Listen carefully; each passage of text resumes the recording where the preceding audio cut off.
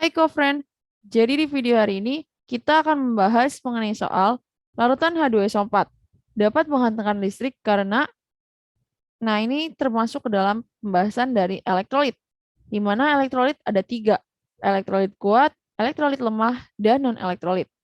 Elektrolit kuat adalah larutan yang menghantarkan listrik dan terionisasi secara sempurna, yang mana larutan tersebut seluruh senyawanya terurai menjadi ion-ion. Larutan elektrolit kuat karena senyawanya terurai menghasilkan ion-ion yang jumlahnya banyak karena terionisasi sempurna sehingga nyala lampunya terang dan menghasilkan gelembung gas yang banyak.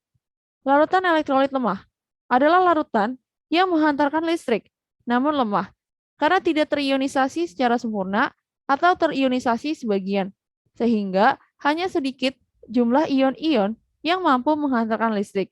Maka nyala lampunya lemah atau tidak nyala dan menghasilkan gelembung gas yang sedikit.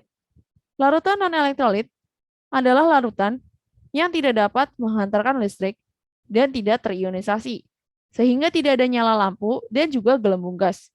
Nah, ini adalah pengelompokan larutan elektrolit dan non-elektrolit.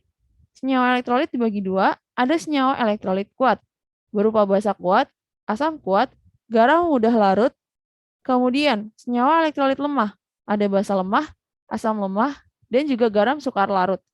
Dan yang terakhir ada senyawa non-elektrolit. Senyawa kovalen nonpolar, senyawa kovalen polar yang tidak dapat terdisosiasi. Kemudian, berdasarkan pada wujudnya, padatan, senyawa ion non-elektrolit, senyawa kovalen polar non-elektrolit, dan senyawa kovalen nonpolar juga non-elektrolit. Kemudian, wujud lelehan, senyawa ion elektrolit, senyawa kovalen non-elektrolit, senyawa kovalen nonpolar non-elektrolit. Kemudian, pada wujud larutan, senyawa ion elektrolit, senyawa kovalen polar terdisosiasi elektrolit, tidak terdisosiasi non-elektrolit, senyawa kovalen nonpolar non-elektrolit.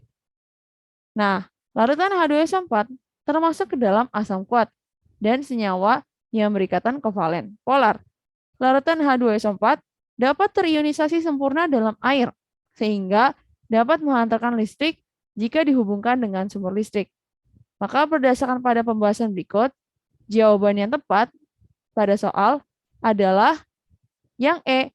Nah, ini adalah ionisasi dari H2SO4 menjadi 2H+ ditambah SO4 2-. Nah, yang E, H2SO4 dalam air terionisasi sebelum dihubungkan dengan baterai.